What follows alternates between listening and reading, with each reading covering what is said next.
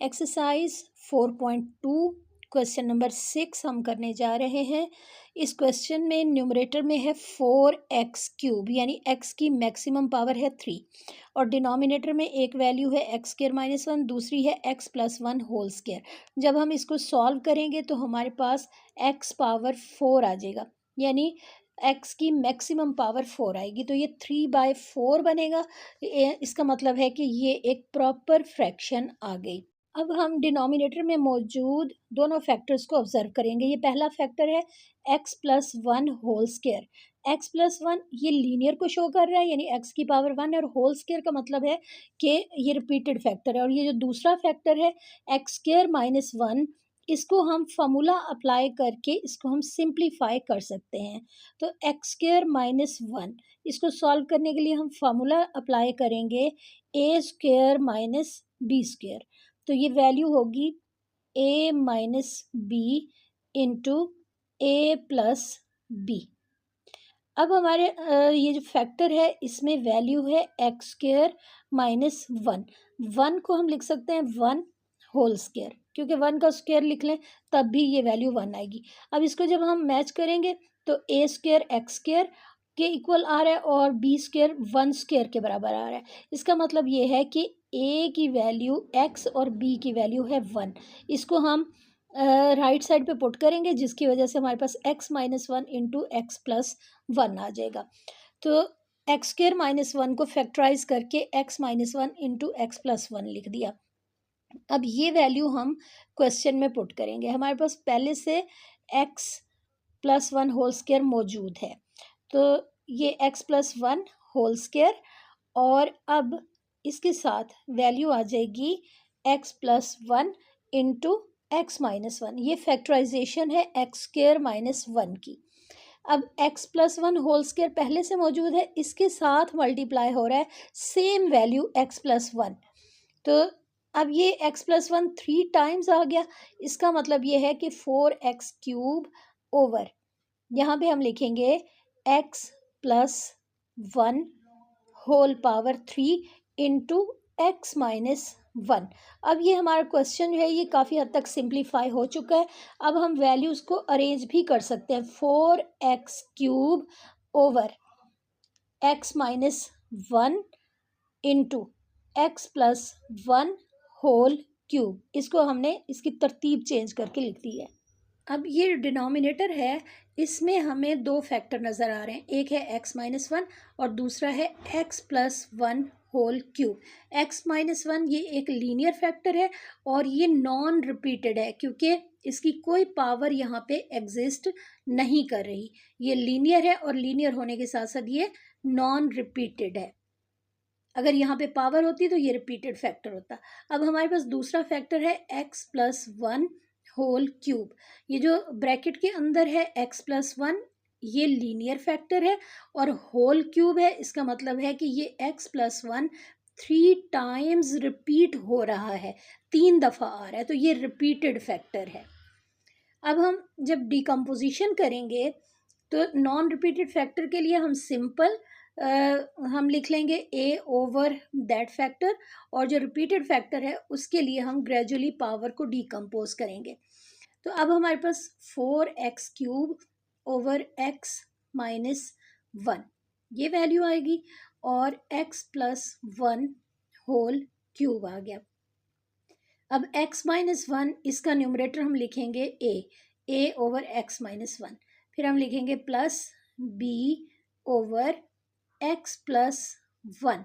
ये फैक्टर क्योंकि 3 times repeat हो रहा है, इसलिए पहली फ्रैक्शन में हम पावर 1 लिखेंगे, दूसरी फ्रैक्शन में x+1 होल स्क्वायर लिखेंगे, और ये जो तीसरी फ्रैक्शन हम बनाएंगे इसमें अब हम लिखेंगे x+1 होल पावर 3। और ये हमारे पास डिकम्पोजिशन यहाँ पे हो गई है।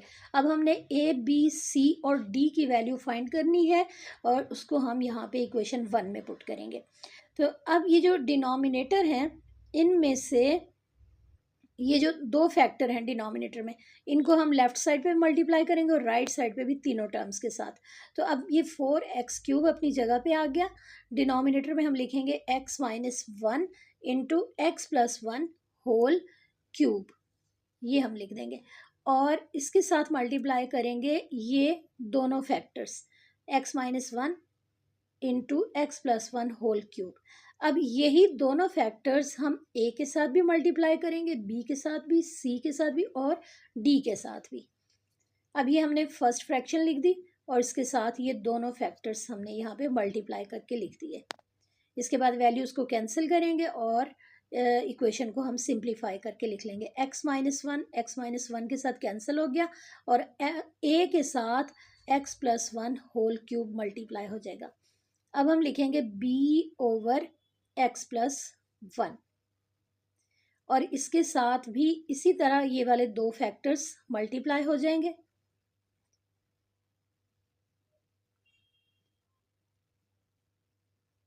x-1 into x+1 whole cube. अब ये डिनोमिनेटर में x+1 है और उधर हमारे पास x+1 होल क्यूब है, तो ये वैल्यूज़ कैंसिल हो गई और हमारे पास यहाँ पे x-1 into x+1 whole square आएगा b के साथ, और c के साथ c के डिनोमिनेटर में x+1 होल स्क्वायर है और ये दोनों फैक्टर्स यहाँ पे मल्टीप्लाई हो गए।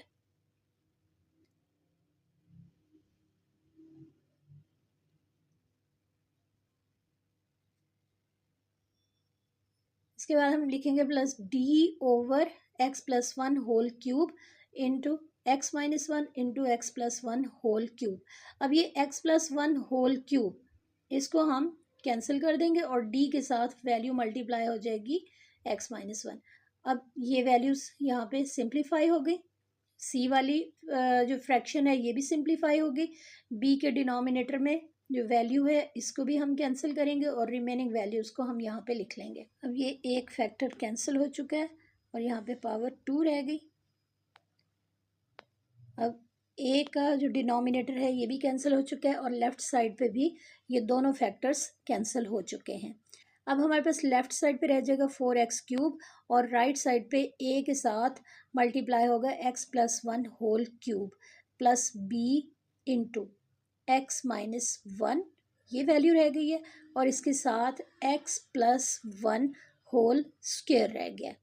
ये दो फैक्टर b के साथ रह गए और c के साथ मल्टीप्लाई हो रहा है x-1 और x+1, क्योंकि c के डिनोमिनेटर में होल स्क्वायर था तो ये वैल्यू कैंसिल हो गई और यहाँ पे सिर्फ x+1 रह गया।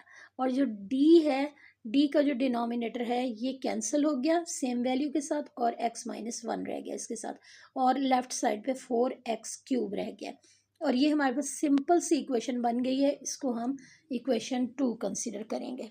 अब इस इक्वेशन 2 में से हमने a, b, c और d की वैल्यू फाइंड करनी है। हमारे पास दो फैक्टर हैं, एक x-1 है जो कि लीनियर फैक्टर है और दूसरा रिपीटेड फैक्टर है। लीनियर है लेकिन रिपीटेड है, तो हम ये लीनियर नॉन रिपीटेड फैक्टर को पहले कंसीडर कर लेंगे x-1 को और इसको 0 के इक्वल सपोज करेंगे और 1 दूसरी साइड पे चला जाएगा, x की वैल्यू 1 आएगी और इसको हमने इक्वेशन 2 में पुट करना है, लेफ़्ट साइड पे भी और राइट साइड पे भी। अब लेफ़्ट साइड पे हमारे पास है 4x³, x को कैंसिल करेंगे और उसकी जगह पे हम 1 लिख लेंगे, 4 इंटू 1 होल क्यूब, और राइट साइड पे हम लिखेंगे a into 1 plus 1 whole cube, फिर हम लिखेंगे प्लस b इंटू 1 माइनस 1 और इसके साथ है 1 प्लस 1 होल स्क्वायर। इसके बाद c के साथ भी x-1 लिखा हुआ है, यहाँ पे भी हम x की जगह पे 1 पुट करेंगे, 1 माइनस 1 आ जाएगा और x की जगह पे 1 तो ये 1 प्लस 1 आ गया। c के साथ भी वैल्यू 1 माइनस 1 आ रही है जो कि 0 हो जाएगी और d के साथ है x-1 तो ये 1 माइनस 1 बन जाएगा। अब जहाँ जहाँ 1 माइनस 1 है वो वाली टर्म 0 हो जाएगी। d के साथ भी 1 माइनस 1 है, 0 हो गया, c के साथ भी 1 माइनस 1 है तो ये वाली वैल्यू 0 हो गई और b के साथ भी 1 माइनस 1 है, 0 हो गया और पूरी टर्म 0 हो गई। सिर्फ a वाली टर्म हमें यहाँ से a की वैल्यू मिलेगी, तो ये बाकी टर्म्स जो है ये यहाँ पे 0 हो गई है और a के साथ वैल्यू आएगी 1+1 यानी 2 और 2 पावर 3। तो 2 पावर 3 का मतलब है कि हमारे पास आंसर होगा 8 और लेफ़्ट साइड पे 1 का स्क्वायर लेंगे और उसको मल्टीप्लाई करेंगे तो हमारे पास 4 आ जाएगा। अब ए के साथ 8 मल्टीप्लाई हो रहा है, जब दूसरी साइड पे ले जाएंगे तो ये 4 के डिनोमिनेटर में आ जाएगा यानी उसको डिवाइड करेगा। तो हमारे पास अब ये वैल्यू रह जाएगी 4/8 और इसको जब सिंप्लीफाई करेंगे तो हमारे पास 1/2 आ जाएगी वैल्यू। x-1 जो कि लीनियर नॉन रिपीटेड फैक्टर था उसको 0 के बराबर पुट करके हमने यहाँ से a की वैल्यू फाइंड कर ली है। अब b, c और d की वैल्यू फाइंड करने के लिए हम इक्वेशन 2 को यहाँ पे लिखेंगे और इसके बाद इस इक्वेशन को हम खोलेंगे, इसको सिंप्लीफाई करेंगे और इसके बाद कोफिशिएंट्स को कंपेयर करके हम यहाँ से ये जो रिमेनिंग वैल्यूज़ हैं ये फाइंड कर लेंगे। अब हम यहाँ पे इक्वेशन 2 को लिख लेंगे और इसके बाद स्क्वायर या क्यूब को हम यहाँ पे खोल देंगे। कंपेयरिंग कोफिशिएंट मेथड में कैलकुलेशन को बहुत एहतियात से कीजिएगा क्योंकि अगर मिस्टेक होगी तो फिर आपका आंसर ठीक नहीं आएगा। हर स्टेप को करने के बाद आपने उसको चेक करना है कि आपने जो स्टेप किया है वो ठीक है या नहीं है। अब हम यहाँ पे सबसे पहले हम यहाँ पे क्यूब का फार्मूला लिख लेते हैं, a+b होल क्यूब। इसको जब हम अप्लाई करेंगे तो हमारे पास आंसर आएगा, इसको एक्सपेंड करके a³ + b³ + 3a² b + 3ab²। कोई भी टर्म आप पहले या बाद में लिख सकते हैं, इससे कोई फ़र्क नहीं पड़ेगा क्योंकि दरमियान में प्लस साइन है। अब हमारे पास वैल्यू है x+1 होल क्यूब। इसको जब हम खोलेंगे तो a की जगह पे x और b की जगह पे 1 है। बस हम a+b whole cube formula apply करके हम इस वैल्यू को एक्सपेंड कर लेंगे यानी x+1 होल क्यूब को फार्मूले के अकॉर्डिंग हम खोल लेंगे या इसको हम एक्सपेंड कर लेंगे। अब हमारे पास जो वैल्यू आ रही है x³ + 1 + 3x + 3x², इस वैल्यू को हम यहाँ से लेके क्वेश्चन के अंदर पुट कर देंगे।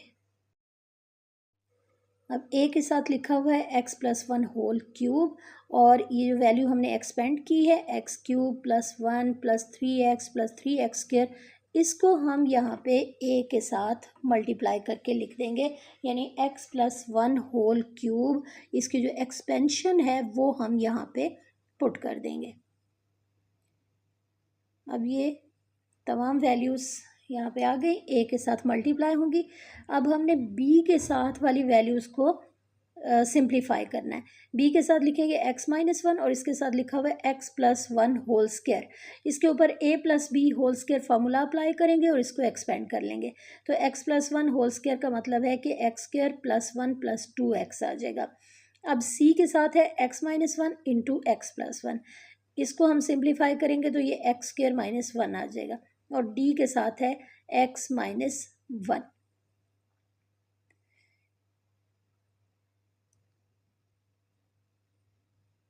अब a को हमने ब्रैकेट में मौजूद वैल्यूज़ के साथ मल्टीप्लाई करना है। a को x³ से मल्टीप्लाई करेंगे, फिर हम 1 से करेंगे, फिर हम लिखेंगे 3ax + 3ax के साथ x-1 है और इसके साथ x² + 1 + 2x है। तो अब x-1 को इन वैल्यूज़ के साथ हम मल्टीप्लाई करेंगे। जब x को x से मल्टीप्लाई करेंगे x³ आएगा, फिर 1 से करेंगे x आ जाएगा, फिर 2x से करेंगे 2x² आ गया। अब -1 को x² से मल्टीप्लाई करेंगे तो ये -x², फिर 1 से करेंगे तो -1 आ जाएगा और 2x से करेंगे तो -2x आ गया। अब c को ब्रैकेट में मौजूद दोनों वैल्यूज़ के साथ मल्टीप्लाई कर देंगे। इसी तरह d को भी हमने दोनों वैल्यूज़ के साथ मल्टीप्लाई करना है। अब ये ब्रैकेट्स जो है हमारी ये काफ़ी हद तक सॉल्व हो गई हैं। अब हमने इनको थोड़ा सा तरतीब से भी लिखना है और जहाँ जहाँ सिंप्लीफिकेशन की ज़रूरत है वहाँ पे हम इनको सिंप्लीफाई कर लेंगे। तो अब ये जो पहली टर्म्स हैं जिनको हम पहले ही सॉल्व कर चुके थे, a वाली टर्म्स, ये अपनी जगह पे आ गई। अब हम b वाली टर्म्स को सिंप्लीफाई करेंगे। b के साथ ब्रैकेट में जो वैल्यूज़ हैं इनको हम पहले थोड़ा सा सिंप्लीफाई कर लेते हैं। तो ये फर्स्ट वैल्यू आ गई x³, इसके आगे लिखा हुआ है प्लस एक्स और माइनस 2x। इसको जब हम सिंप्लीफाई करेंगे तो माइनस एक्स आ जाएगा, और एक्स स्क्र वाली टर्म को भी हमने सिंप्लीफाई कर लिया। 2x² माइनस एक्स स्क्र, ये वैल्यू सिंप्लीफाई हो गई। c(x²) और बाकी तमाम वैल्यूज c और d वाली वैल्यूज ये अपनी जगह पे आ गई। a वाली टर्म्स को पावर के हिसाब से अरेंज कर लेंगे। पहले हमने 3x² लिखा, फिर 3ax², इसके बाद प्लस 3ax, और लास्ट में हमने कांस्टेंट लिखा। अब b को भी मल्टीप्लाई कर देंगे अंदर वैल्यूज़ के साथ, ये बन जाएगा bx³ प्लस bx² और माइनस bx। ये हमने मल्टीप्लाई भी कर दिया और तरतीब से भी हमने लिख दिया। अब लिखेंगे cx² plus dx minus c minus d। अब ये वैल्यूज़ काफ़ी हद तक तरतीब से आ गई हैं। अब हमने सबसे पहले x³ वाली टर्म्स को एक ब्रैकेट में लिखना है, क्योंकि मैक्सिमम पावर x³ है, तो इसको पहले हमने एक ब्रैकेट में लिख लिया। ये दो रकमें हैं, इनको हमने लिख दिया। इसके बाद हम स्क्वायर वाली रकमों को दूसरी ब्रैकेट में लिखेंगे। यहाँ पे 3ax² आ गया, और x² वाली दूसरी रकम है bx², ये वैल्यू आ गई। इसके बाद प्लस cx², ये रकम भी यहाँ पे मौजूद है, इसको भी इसी ब्रैकेट में लिखेंगे। अब हमने x वाली रकमों को लिखना है। 3ax, ये वैल्यू आ गई। इसके बाद हम देखेंगे माइनस bx, ये रकम मौजूद है, ये लिख देंगे। प्लस dx लिखेंगे, और इसके बाद हमने ये कांस्टेंट टर्म्स को कंबाइन करना है। कांस्टेंट में एक वैल्यू है a, फिर है माइनस c, फिर हम लिखेंगे माइनस d।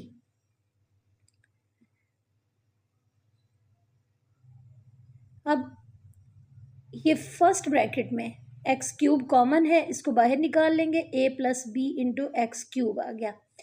अगली रकमों में x² कॉमन है, x² को भी हम बाहर निकालेंगे।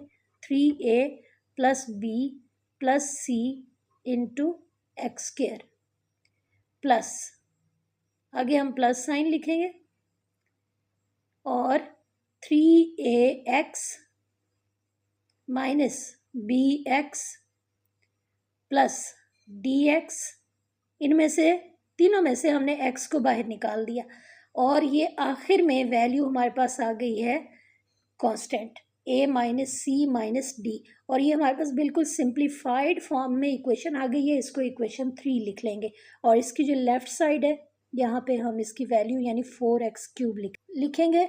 और अब इस इक्वेशन 3 में लेफ़्ट साइड और राइट साइड में जो x की सेम पावर्स हैं, उनके जो कोफिशिएंट्स हैं, उनको हमने कंपेयर करके यहाँ से a, b, c और d की वैल्यू फाइंड करनी है। बल्कि a की वैल्यू हम पहले से फाइंड कर चुके हैं, और रिमेनिंग वैल्यूज़ हमने फाइंड करनी है। अब हम ये देख लेते हैं कि कोफिशिएंट होता क्या है। कोफिशिएंट वो कांस्टेंट नंबर होता है जो किसी भी वेरिएबल के साथ मल्टीप्लाई होता है, और आमतौर पे ये स्टार्ट में लिखा जाता है, शुरू में लिखा जाता है। कोफिशिएंट को हम डिफरेंट एग्जांपल से हम इसको अंडरस्टैंड कर सकते हैं। फॉर एग्जांपल, अगर हमारे पास है 2x², तो x² के साथ 2 है, 2 कोफिशिएंट है x² का। या अगर हमारे पास ax³ है, तो x³ का कोफिशिएंट है a। बिल्कुल इसी तरह इक्वेशन 3 में राइट साइड पे लिखा हुआ है a प्लस बी x³, तो x³ के साथ मल्टीप्लाई हो रहा है a प्लस b, तो ये a प्लस बी कोफिशिएंट है x³ का। इसका मतलब है कि हम लिखेंगे a प्लस बी, जो कि कोफिशिएंट है x³ का, और दूसरी साइड पे x³ का कोफिशिएंट है 4। तो दोनों साइड पे हमने x की सेम पावर्स देखनी है और उनके कोफिशिएंट्स को बराबर रखना है। जैसे यहाँ पे लेफ़्ट साइड पे है 4x³, तो x³ का कोफिशिएंट आ गया 4। अब राइट साइड पे हमारे पास है x² का कोफिशिएंट, ये ब्रैकेट में जो वैल्यू लिखी हुई है, और लेफ़्ट साइड पे हमारे पास कोई भी x² वाली टर्म नहीं है, तो यहाँ पे 0 आ जाएगा। अब राइट साइड पे ये ब्रैकेट में मौजूद है 3a minus B plus D X के साथ, और लेफ़्ट साइड पे कोई x नहीं है, तो उसकी जगह पे 0 आ जाएगा। अब ये ज़ीरो आ गया और दूसरी तरफ से हमने ये ब्रैकेट में जो वैल्यू है 3a minus B plus D, ये x का कोफिशेंट है, ये हमने लिख दिया। एक ही इक्वेशन की में मौजूद x की जो पावर्स हैं, सेम पावर्स हैं, लेफ़्ट साइड राइट साइड को हम कंपेयर कर रहे हैं। अब हमारे पास कांस्टेंट है a minus C minus D और दूसरी साइड पे लेफ़्ट साइड पे कोई कांस्टेंट नहीं है, तो यहाँ पे हम ज़ीरो लिख देंगे। अब हमारे पास a प्लस बी 4 के इक्वल है। a की वैल्यू पहले निकाल चुके हैं, 1/2 है, उसको पुट करेंगे और 1/2 को दूसरी साइड पे ले जाएंगे। 4 माइनस 1/2, इसको जब हम सॉल्व कर लेंगे तो ये फ्रैक्शंस जब सॉल्व होंगी तो हमारे पास आंसर आ जाएगा 7/2। ये हमारे पास b की वैल्यू आ गई। a की वैल्यू है 1/2 और b की वैल्यू आ गई 7/2। अब a और b की वैल्यू किसी भी एक इक्वेशन में पुट करके हम दूसरी वैल्यू फाइंड कर सकते हैं। अब a की जगह पे हम लिखेंगे 1/2, b की जगह पे 7/2 और यहाँ से d की वैल्यू हम फाइंड कर लेंगे। अब ये फर्स्ट वैल्यू बन गई 3/2, सेकेंड माइनस 7/2 प्लस d। अब इन दोनों का एलसीएम ले लेंगे, डिनोमिनेटर में 2 है, एलसीएम 2 आ गया। 3 माइनस 7 लिखेंगे और ये प्लस d अपनी जगह पे मौजूद है। ये फ्रैक्शन सॉल्व होगी, -4/2 आएगा और 4/2 जब इसको हम कैंसिल करेंगे तो -2 प्लस d, ये वैल्यू हमारे पास आएगी और -2 इसको जब दूसरी साइड पे लेके जाएंगे तो ये वैल्यू प्लस में चेंज हो जाएगी। अब हमारे पास d की वैल्यू भी आ गई। अब हमें सिर्फ c की वैल्यू चाहिए। a की वैल्यू पुट कर देंगे, b की जगह पे हम लिखेंगे 7/2 और इसके साथ हम c लिखेंगे। हमारे पास आ गया 3/2 प्लस 7/2 प्लस c। अब एलसीएम ले लेंगे। एलसीएम लेने के बाद हमारे पास ये वैल्यू बन गई 5 प्लस c। 5 को दूसरी साइड पे ले जाएंगे, -5 इक्वल c। अब हमारे पास तमाम वैल्यूज़ आ गई हैं, इनको हमने इक्वेशन में पुट करना है। जिस इक्वेशन को हमने डिकम्पोज करके a b c और d की वैल्यू लिखी थी, उस इक्वेशन में हम ये वैल्यूज़ पुट करेंगे। इसका मतलब है कि हम इक्वेशन 1 को लिख लेंगे और इसके बाद इसमें ये तमाम वैल्यूज़ पुट कर देंगे। इक्वेशन 1 हमारे पास है 4x³ over x minus 1 into x plus 1 whole cube और a over x minus 1 plus b over x plus 1 plus c over x plus 1 whole square plus d over x plus 1 whole cube. ये equation हमने यहाँ पे लिख दी। अब a को replace करेंगे, इसकी जगह पे हम लिखेंगे 1/2, b की जगह पे 7/2 और c की जगह पे 5 और d की जगह पे हम 2 लिख देंगे। ये तमाम वैल्यूज़ हम यहाँ पे पुट कर देंगे। c की जगह पे -5 है, तो यहाँ पे जहाँ पे माइनस आएगा वो साइन बाहर जाके प्लस के साथ मल्टीप्लाई हो जाएगा। अब यहाँ पे हमने ये तमाम वैल्यूज़ पुट कर दी हैं। इसके बाद ये जो फर्स्ट वैल्यू है 1/2 ओवर x माइनस 1, इसमें से 2 नीचे आ जाएगा डिनोमिनेटर में, 1/2 इंटू x माइनस 1 और 7/2 है तो ये 2 नीचे आ गया, डिनोमिनेटर में आ गया। माइनस साइन यहाँ बाहर प्लस के साथ मल्टीप्लाई हो जाएगा और लास्ट टर्म अपनी जगह पे आ जाएगी और इस तरह से ये डिकम्पोजिशन कंप्लीट हो जाएगी।